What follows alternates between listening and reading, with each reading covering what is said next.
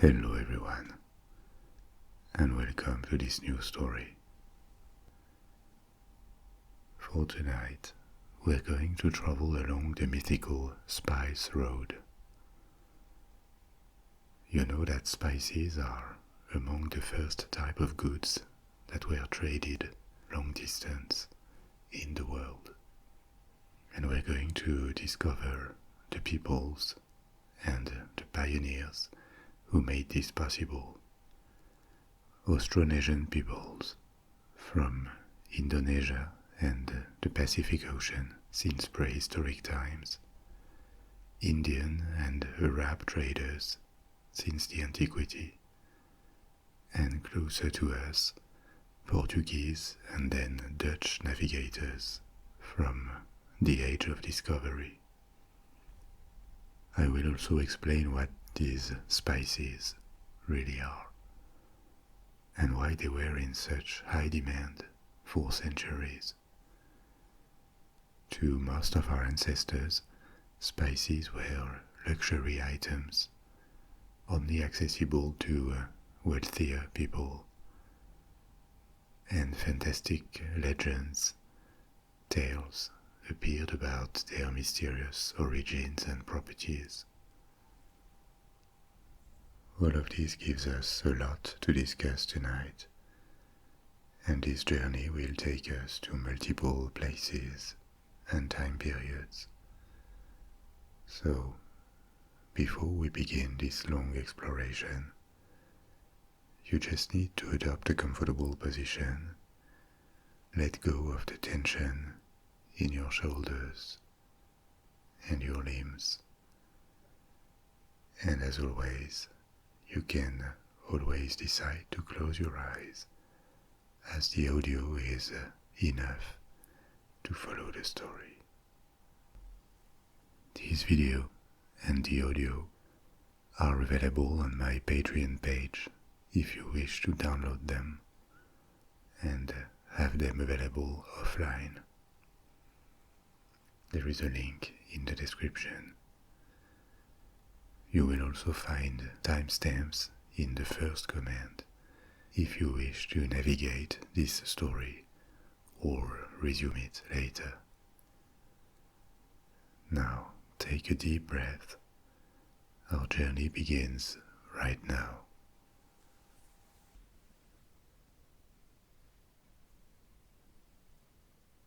So we're going to explore the spice road, or more exactly, the spice trade, because it never used a single road.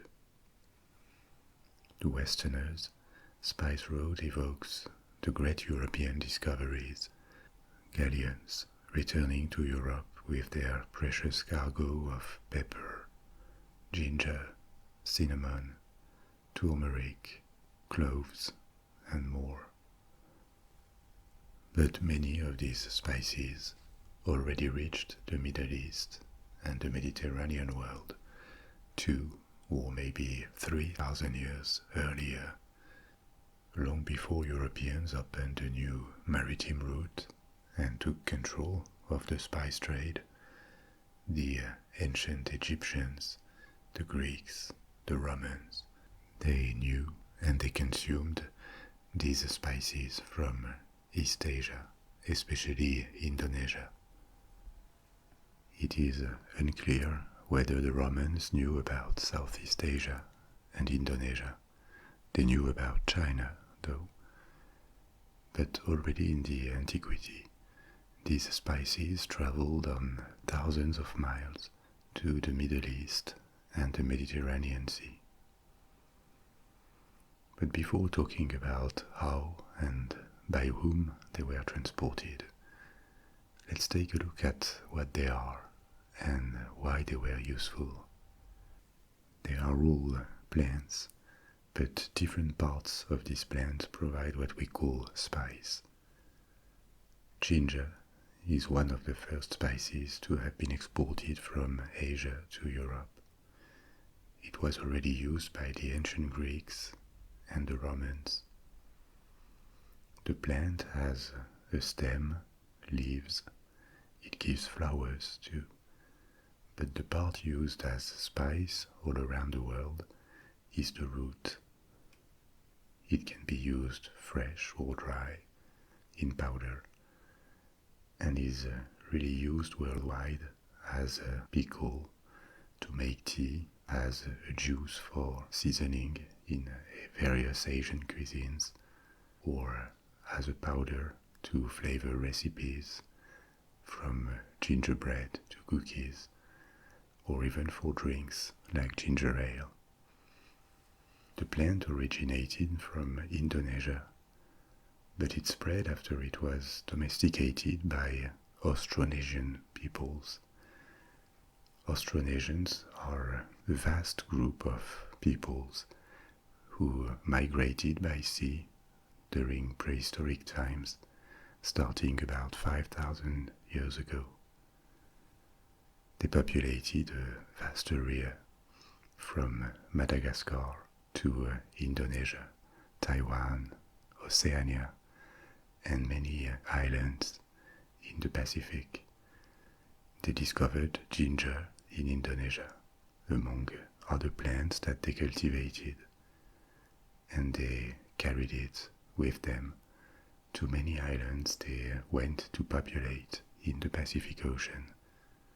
They also introduced it to India or Madagascar, and as far as Hawaii in the Pacific. Now, turmeric is a plant from the same family, and it is also the root that serves as spice. Turmeric is better known as curry. Curries are not a spice, they are dishes, preparations, but their main coloring and flavoring agent is turmeric, and then they include many other spices and plants. Turmeric has a strong coloring power. Actually, it was also used as a dye. Over the centuries, it has turned into a key ingredient in various Asian cuisines, especially in India. Its color in culinary preparations or as a dye is yellow or orange. This is due to a chemical inside the plant called curcumin. Cinnamon is not a root, it's a bark. It comes from several species of trees, and it is the inner bark which is dried. And when it dries, this thin layer curls into little rolls. Cinnamon also reached the Mediterranean Sea and all of the Middle East several thousand years ago. Even the ancient Egyptians had some in 2000 BC, 4,000 years ago. But it was extraordinarily precious to them, a real gift for kings, because people had no idea where it came from. And people involved in the spice trade in this time already kept its origin secret to protect their monopoly. This mystery lasted well into the Middle Ages. It remained a secret for several thousand years. Various legends appeared in Europe and around the Mediterranean Sea about the origin of cinnamon. One of them said that the spice was actually fished in the waters near the source of the Nile, which also was a secret place deeply hidden in Africa. In reality, it also came from East Asia, from Indonesia. Cinnamon is not hot like many other spices. Actually, it could be, but it's almost always used very diluted, and in the West mainly for sweet preparations, so we don't identify it as hot. It is used as flavoring in many different dishes, pastries, and cereals. Pepper, or black pepper, is native to South India, the region of Kerala. out of all spices I am mentioning, pepper is probably the king. It is by far the most produced and consumed around the world today, and it is relatively cheap. But it wasn't always the case. Pepper in the antiquity was so valuable around the Mediterranean that it could be used as currency. It was sometimes called black gold in the antiquity, and it even became a source of concern for politicians and thinkers because it drained the Roman Empire of a large quantity of precious metal, so its use was criticized. The taste for pepper and its high value passed on to the so-called barbarians who conquered the Roman Empire. For example, in the 5th century, the Visigoths besieged Rome and asked for an enormous ransom that included 3,000 pounds of pepper. It remained a luxury item in the Middle Ages, and its trade contributed to the wealth of Italian cities like Genoa or Venice, because they controlled the last leg of its trade from the Middle East to Europe. It is said that at the time, pepper could sometimes be worth its weight in gold for the final consumer. There is probably no longer any food item worth that much nowadays. Think about it next time you put a pepper meal on your table. This is something basic today, but that was a privilege of kings in the Middle Ages. It is the exorbitant price of pepper in particular that pushed the Portuguese to search for a new trade route by the sea in the 15th century. The risk was huge, and the probability of success appeared small, but the value of the spice made it worth trying. We will talk about that in a moment.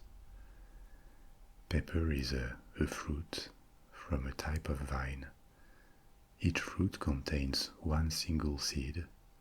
It is called peppercorn, and it is this fruit dried that is consumed as a spice, generally ground.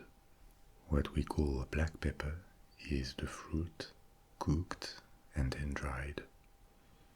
If it is just dried without cooking, it is green pepper, and white pepper is just the seed without the fruit outside.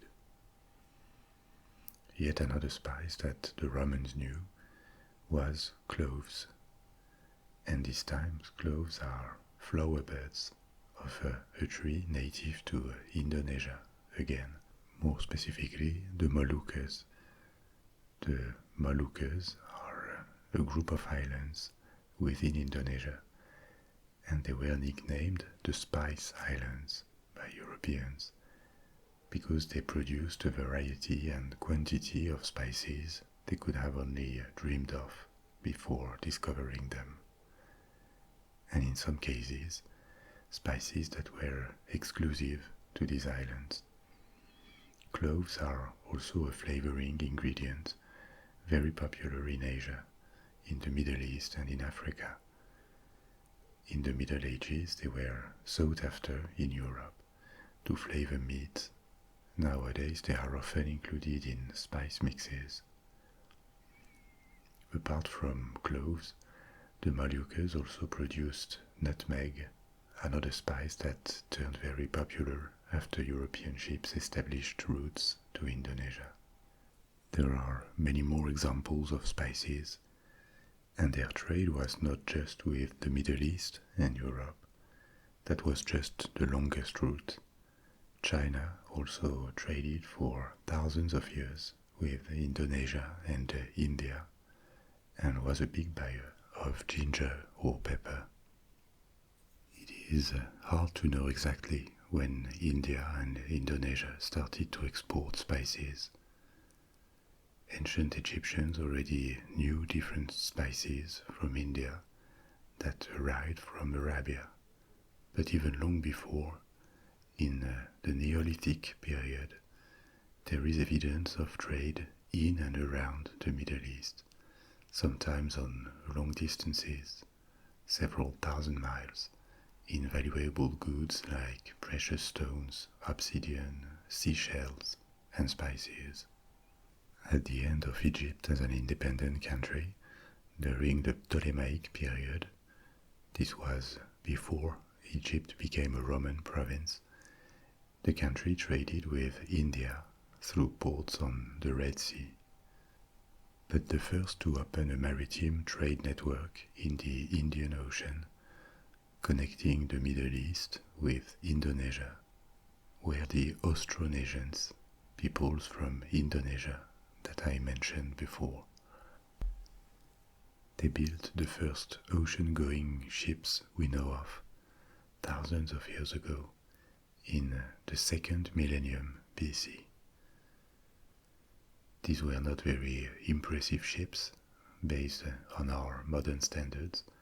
They were small catamarans, that is to say boats featuring one or two lateral support floats on each side of the hull. Catamaran has two hulls. When there is a single hull, it is an outrigger boat. So the Indonesians from various islands in Indonesia established this network that brought them westward to Madagascar, that they colonized in the first centuries AD. And they also reached India, East Africa, and Arabia by sea. The rest of the journey was made in the antiquity by Arabs, Venetians, Indian traders, bringing the products to their end destination. And there was a sea route in the Red Sea and a land route in the Arabian Peninsula. This activity generated a lot of wealth for Arab tribes that controlled it, or for Phoenician cities. The ancient Greeks were perfectly aware of this. They didn't know where the spices came from, but they knew that they transited via Arabia and the Red Sea, and this region was actually on a list of land to conquer by Alexander the Great, even though he never conquered it. When the Roman Empire replaced every other state around the Mediterranean Sea, Roman traders took control of the last leg of the trade. But even though a few Romans traveled in the Indian Ocean and they reached India and China, the longest segment of the route stayed in the hands of Indian and Indonesian and increasingly Arab traders, or more generally Muslim people after the rise of Islam. The Persians also got involved in this trade. In the first centuries of Islam, trading with the East, with India and Indonesia, contributed a lot to the wealth of the Abbasid Caliphate. At its greatest extent in the 9th century, the Abbasid Caliphate was an empire that covered most of the Middle East and North Africa. After that, it declined and fragmented into various states. The capital was Baghdad, and from the port of Basra, also in present-day Iraq, sailors and merchants sailed south and east and came back with valuable spices. This exploration inspired tales and legends like that of Sinbad the Sailor. Islamic merchants made spices like nutmeg and cinnamon famous and sought after in the Middle East. Quite early, the maritime routes to India and Indonesia fell into the hands of Arab traders from Oman and Yemen. They knew how to reach the Far East, and they kept this secret preciously. They even reached the Moluccas, the Spice Islands, and most spices that later reached Europe via Venice or other Italian cities had to travel through them. Now the journey from Indonesia to Arabia was not in a straight line. It was too far. Spices from the Moluccas were shipped to trading emporiums on the coast of India or Sri Lanka. They would often change hands and their price would increase there. Indian demand was also important, and then what had not been sold in India was shipped to Oman or Yemen or East Africa. Local authorities benefited a lot from this trade. They taxed all cargo. These taxes or these tributes were often paid in products, spices or other precious items like incense or sandalwood. And the value of spices increased again dramatically between entry ports and exit ports like Alexandria. The last leg of the journey to Europe was another monopoly during the Middle Ages. Italian maritime republics, especially Venice, controlled this trade almost entirely. They traded in spices, but not only. There were many other products reaching the Middle East via other routes like silk, opium, gems, and this trade made Venice fabulously rich in the Middle Ages. Even though the Venetians bought products that already had several huge markups on their way to Alexandria or other Muslim ports, they were still able to apply another very comfortable markup to their benefit. The position of Venice was very lucrative and stayed so for several centuries, but it could sometimes be unstable, uncomfortable, because the Venetians had to buy from Islamic traders and they didn't know where the products came from. They also depended on a long route that wasn't in their hands. And sometimes this road could be interrupted, prompting a crisis for Venice. It happened in the 11th century, and even more in the 15th century, when the Ottomans finished Byzantium by conquering Constantinople. The Ottoman Empire expanded to most of the eastern Mediterranean and denied the Venetians access to spices. They took control of the route to their benefit, especially through the taxation of spices. As all possible routes had to go through the Ottoman Empire, they were in a good position to extract value and make the Europeans pay an even higher price. Because even though spices were an expensive product, a luxury, European demand was high and growing throughout the Middle Ages. But why pay so much for a product which, after all, is not a basic need? There are several explanations to this. First, for medical reasons. The dominant medical theory in medieval Europe was humorism. So, what is it? What is humorism? Our ancestors had a quite different understanding of the human body than we have.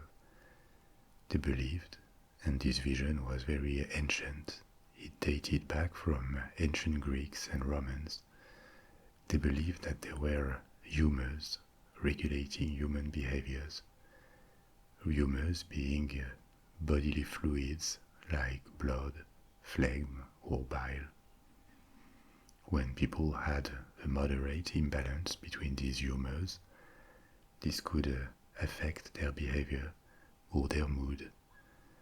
There are terms that still today reflect this ancient belief. When someone is said to be bilious or phlegmatic or sanguine, so imbalances could affect behaviors in their view and strip people of their reason. But an extreme unbalance was also a symptom, or according to some, a cause of illnesses.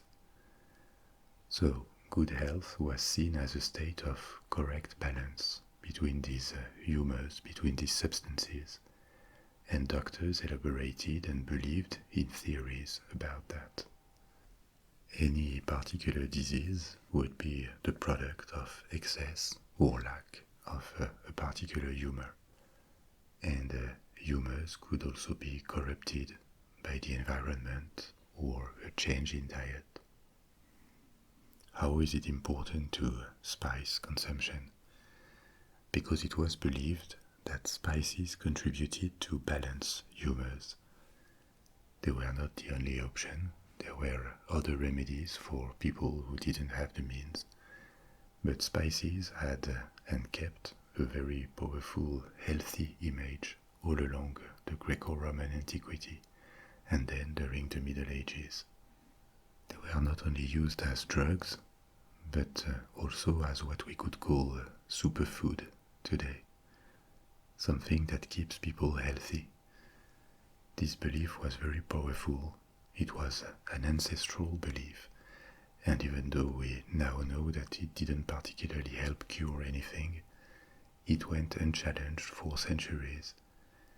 Actually, some spices have medical properties. For example, ginger is a quite powerful antiseptic, and maybe these properties helped establish the healthy aura around spices, because up to a point they can alleviate pain or reduce symptoms, but they are no longer seen scientifically as effective drugs. But it is only in the 16th century that humorism started to be questioned in Europe, and it didn't even kill it. Well into the 18th century, it was still very present in European medicine. From this medical system came practices like bleeding the patients or putting hot cups on their back.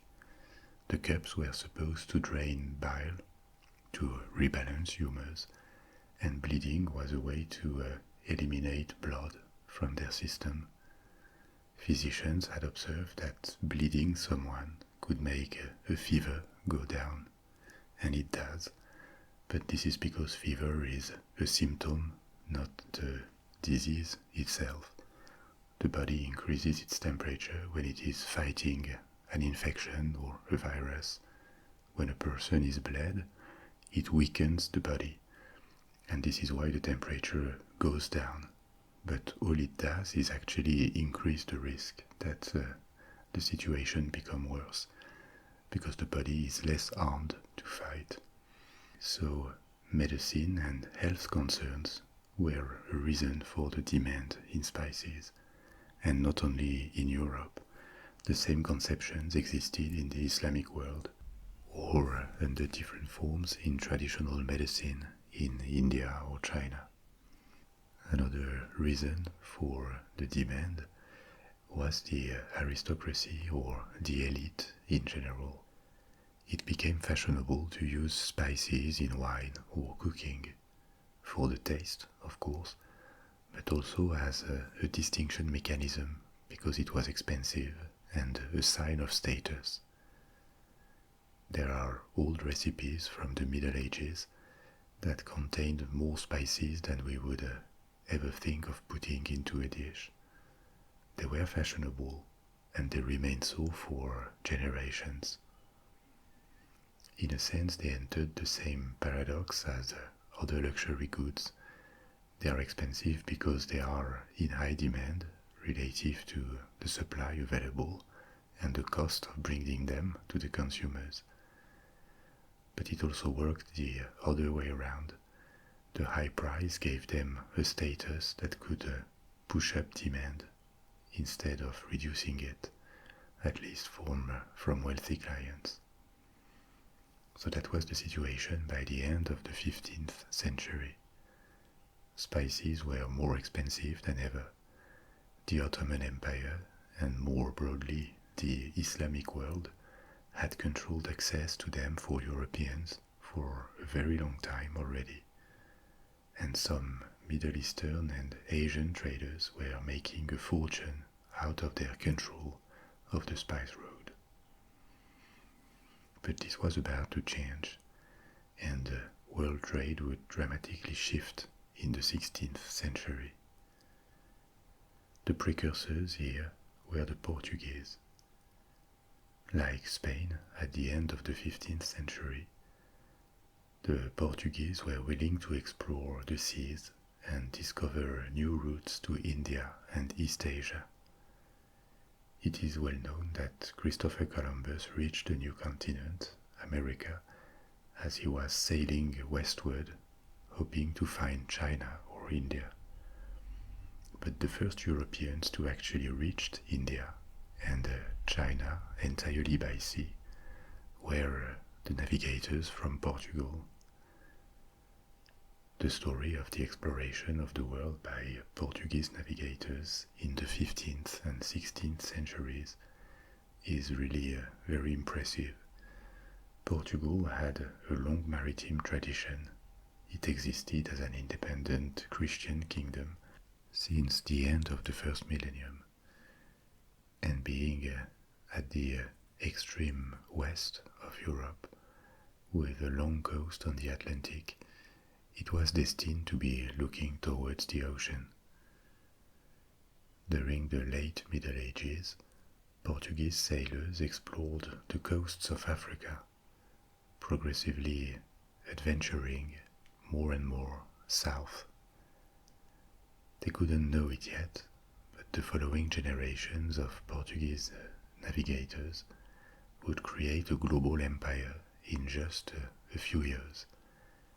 And that's impressive when we consider that Portugal was such a small country. It had just about 2 million inhabitants back then, most of them peasants or fishermen.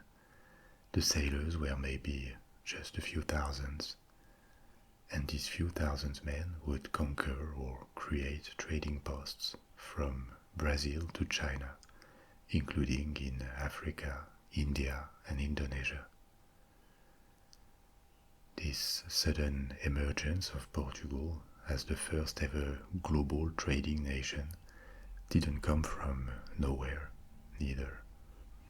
A central figure in the early days of the Portuguese Empire was Prince Henry the Navigator.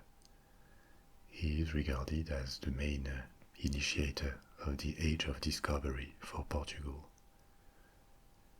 He lived in the first half of the 15th century, decades before the Portuguese reached the Indian Ocean.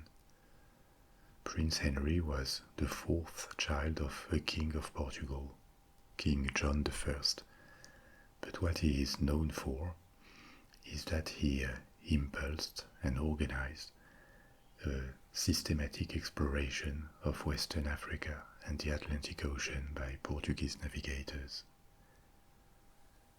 The basis for this project was his fascination with Africa and legends. Portugal was regularly at war with Muslim states in the south of Spain until Spain finished the conquest of the whole peninsula, and also in North Africa, Morocco especially. In 1415, when Henry was 21, Portugal conquered the port of Ceuta on the coast of Africa in front of Gibraltar. With this Portuguese presence in North Africa, he learned about trade routes across the Sahara, and he became fascinated with Africa in general. Africa to him looked like a mysterious and gigantic land. Nobody knew where it ended. And there was also a well-known legend in all of Christian Europe about a mysterious Prester John that also had a huge influence on Henry. Prester John was a legendary king who would have ruled a mysterious Christian kingdom beyond the Muslim world. For medieval Christian Europeans, This Muslim world represented all they knew south and east of their land. This mysterious kingdom would have survived the Islamic conquest and thrived somewhere in the east or the south. Some accounts placed the kingdom in India or in Central Asia after the arrival of the Mongols. Over time, the legend was embellished with extraordinary wealth in this kingdom, marvels, unknown creatures. What may be at the origin of this legend is the survival of Christian communities within the Muslim world. There was a degree of tolerance most of the time, even though they could be discriminated. But Christian communities did survive for centuries within Muslim states. And so did a Christian kingdom of Oriental Rite in Ethiopia. Actually, when the Portuguese reached Ethiopia in the Horn of Africa, they believed it was Prester John's kingdom. But a century before that discovery, Prince Henry was already intrigued, fascinated by this legend, and together with trade expansion and curiosity, it was yet another reason to send expeditions to explore the world. Henry's work consisted in sending expeditions, organizing the mapping of the world, and sponsoring discoveries in anything related to navigation in general. These expeditions consisted in one or two small ships that would follow the coast of Africa. Mostly the type of ship that was used was called the caravel. These expeditions led to several breakthroughs. The Portuguese discovered that the coast of West Africa extended very far south of Gibraltar, and they also learned a lot about the patterns of wind in the Atlantic, which at the time was crucial to travel a long distance. Winds blow consistently from the east around the equator, and from the west in the mid-Atlantic. The Portuguese discovered this, and they learned to use these winds to travel farther, even though it sometimes meant they would initiate their journey sailing in the opposite direction to their destination. This was a way of catching the winds and going faster. So they didn't travel in straight lines, and during these large turns they made in the Atlantic Ocean, they very probably reached the coasts of Brazil several decades before Columbus reached the Caribbean. It wasn't remembered as a rediscovery of America because they didn't claim the land nor settled there. They did it, but later. But they most probably reached South America in the 15th century before Columbus. At least they knew there was a land there, southwest of Portugal. It is under Henry's supervision that the Portuguese created their first colonies, starting with Madeira in 1420, then the Azores Islands in the middle of the Atlantic, and maybe more importantly, they ventured south of a limit in the African coast called Cape Borador. Until Henry's time, this point was the most southerly known to Europeans along the coast of Africa. Among Portuguese sailors, it had acquired a legendary aura.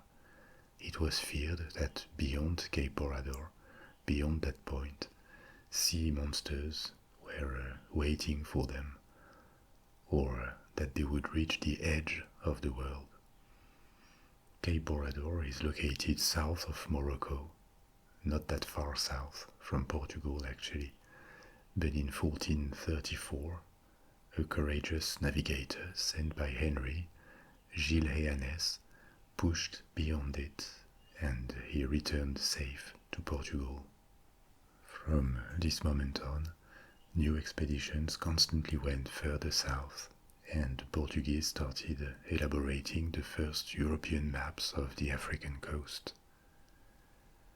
They reached the peninsula of Cap Vert in 1444, and they founded another colony in the Cap Vert Islands.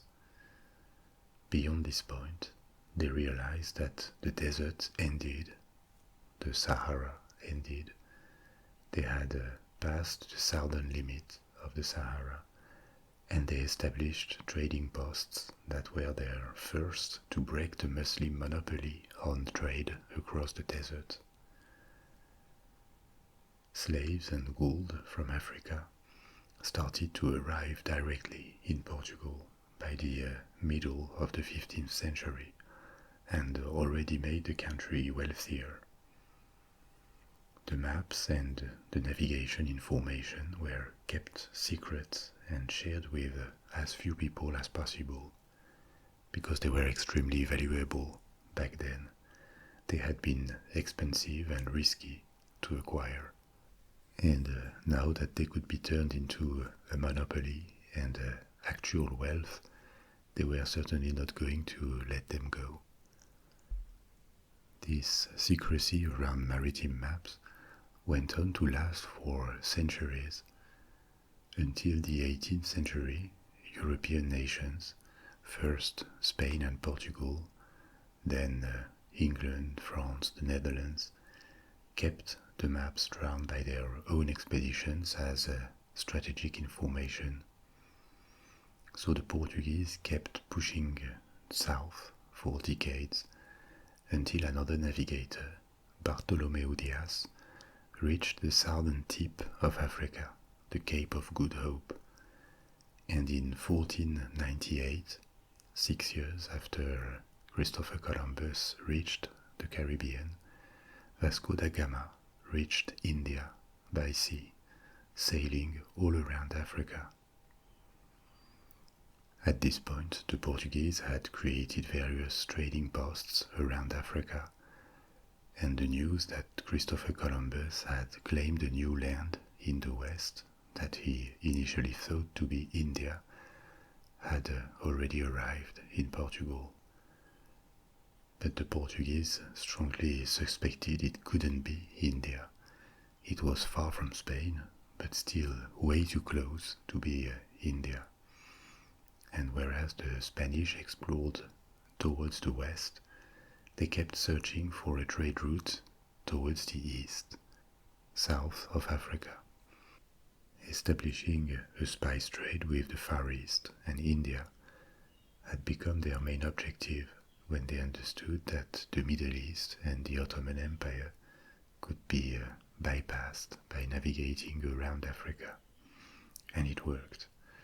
In India, Vasco da Gama discovered a pepper market where he could buy at a fraction of the cost at which pepper was offered in Venice, and in huge quantities. At the same time, entirely new spices were introduced to Europe thanks to America, including chili peppers or vanilla. They all came from this continent, but the business of traditional spices, including pepper, nutmeg, cinnamon, ginger, cloves, fell into the hands of Portugal in just a few years at the beginning of the 16th century. In 1511, just 12 years after da Gama's arrival in India, they had already established trading posts, generally by conquest, violently, on the island of Socotra, near Yemen, at the entrance of the Persian Gulf, on the coast of India, and they took possession of Malacca. Malacca was close to Indonesia, and by then it was the center of Asian trade. Based in Malacca, they searched for the origin of the spices, and they found the secret location of the Spice Islands, where they were the first Europeans to arrive in 1512. From this moment on, The Portuguese had the control of spices from their place of origin to Lisbon in Europe, a monopoly that no one had ever had in various millennia of space trade. This monopoly was not earned peacefully. Military expeditions were sent to capture strategic points and systematically deny access to Arab traders. There were various battles. The Portuguese used diplomacy and negotiation with local states when they could, but they also threatened and conquered their way into the spice trade. They didn't limit this activity to spices, and they kept exploring East Asia, reaching China and Japan. This trade route with Africa and Asia generated considerable wealth for Portugal in the first half of the 16th century. It is hard to measure how much exactly, but because it was a small country, it probably had by far the highest income per capita in the world back then. Of course, it stayed in a few hands only, and a lot of this wealth was lost later. But there are still traces of this Portuguese trade empire around the world. The status of Macau in China, which was similar to Hong Kong before it was given back to China. Enclaves in Indonesia, like Timor. It remained separate from Indonesia for a long time before finally being annexed.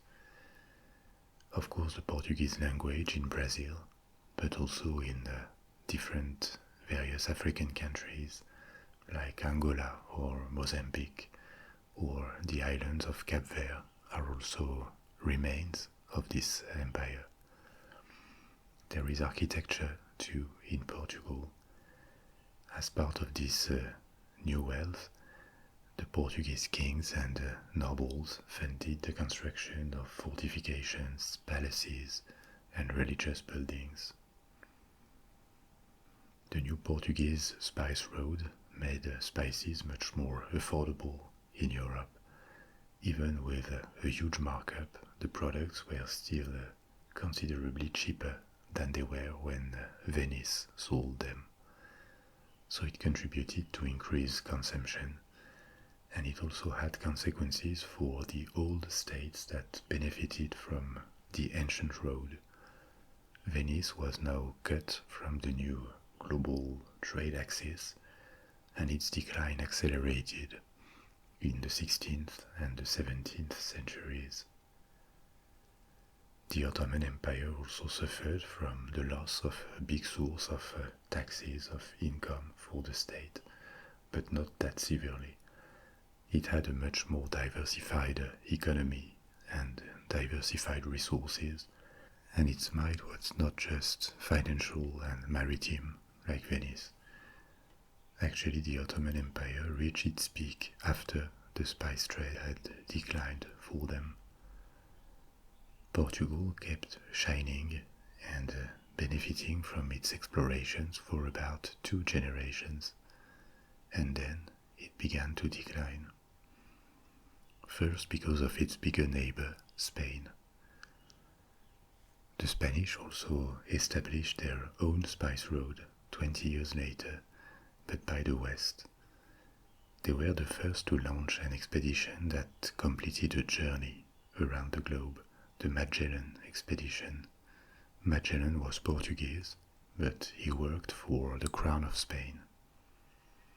He died during the trip, but the ships reached the Philippines from America, crossing the Pacific Ocean, and then they returned to Spain through the Indian Ocean and the west coast of Africa, just like the Portuguese returned to Lisbon in their expeditions to Asia. Spain colonized the Philippines. Actually, this is why they are called the Philippines, after Philip II of Spain. And they put in place a convoy system through the Pacific Ocean that reached Panama or Mexico. Then the goods were carried by land to the other coast and sent to Spain across the Atlantic. The Spanish found the Spice Islands about 10 years after the Portuguese, and even though the Portuguese route remained more active and more cost-effective because it was shorter, Spain began to compete with Portugal on the spice market for Europeans. But the biggest blow to Portugal's might in the 16th century was when the two countries ended up in a personal union. King Philip of Spain also became the King of Portugal. And the two countries never merged, they just had the same king, but Portugal was now used to serve Spain's interest and was dragged into European wars. It no longer had its own foreign policy. And after that, the Portuguese Empire declined when more nations arrived in the global trade and colonization game. In the 17th century, England, the Netherlands, France began to replace Spain and Portugal as the new colonial nations. Portuguese trading posts were targeted, especially by the Dutch. They captured some of them and effectively replaced Portugal as the main trading nation with East Asia, also colonizing Indonesia and the Spice Islands. Overall, the spice trade became less profitable from the 17th century onwards for European traders. Prices had gone down a lot as spices were now more readily available, and there were plenty of new colonial products that also became fashionable: sugar, tobacco, cocoa, tea, coffee. The cultivation of precious spices was also disseminated to countries like India or Sri Lanka, and more islands in Indonesia, and this made supply more and more abundant. Since this time, prices have dropped and dropped until today, when spices are no longer a luxury. They have become basic items in grocery stores, and most people consume them almost daily, including in relatively poor countries. Portugal was marginalized as a trading nation in the Indian Ocean by trade companies sponsored by other European nations in the 17th and 18th centuries. And Portugal tended to focus increasingly on the development of Brazil. These East Indian companies were absorbed by their governments in the 18th and 19th centuries, and colonization around the Indian Ocean and in Asia became systematic. Various European states sponsored spice production in their colonies: the UK in India or Malaya, Spain in the Philippines, France in Madagascar or Indochina, the Netherlands in Indonesia, and Indonesia remained a big spice producer in the world since then. Other big producing countries include India, Vietnam, and China nowadays. The time of explorers, small production, dangerous long-haul travel is over. Spices are traded easily and safely around the world, so in this sense, the spice road has now disappeared. In daily life, spices have lost a kind of mysterious and luxurious aura they had for our ancestors. But their appeal was one of the reasons behind the emergence of an early global trade, with all of its consequences, good and bad. It had consequences on local populations, on wars, on forced labor and slavery, but it also contributed to spread knowledge, to cultural exchanges, wealth creation, and changes in consumption pattern. We have now reached the end of our journey for tonight. You can now let go and fall asleep, or enter a deeper state of sleep that will make you serene and happy when you wake up. I'll talk to you soon for another adventure. And in the meantime, sleep well. Au revoir.